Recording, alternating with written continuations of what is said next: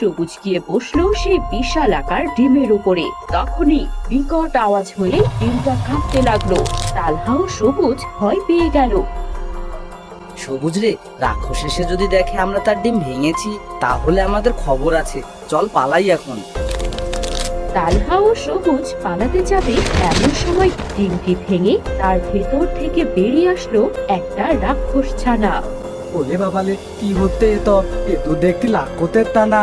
এবার কি হবে লে তালা, আগেই বলে দিলাম এখানে না আসতে। এবার বোধ ওলে বাবালে। আহা ভয় পাস না, রাক্ষস ছানাটা নিশ্চয়ই এখনো জানে না ও রাক্ষসের ছানা, তাই ও আমাদের খাবে না। ছোট্ট রাক্ষসের ছানাটা ডিম থেকে বের হয়ে সবুজকে দেখলো। সে মনে করলো সবুজই তার মা, তাই সে মা মা বলে ডাকতে ডাকতে সবুজের কাছে গেল। সবুজ ভয় পেয়ে দূরে যেতে লাগলো, কিন্তু রাক্ষস ছানাও তার পিছু পিছু যায় আর মা মা বলে ডাকতে থাকে। বন্ধুরা, পরের পার্ট দেখতে হলে ভিডিওটিতে লাইক করে চ্যানেলটি সাবস্ক্রাইব করে দাও।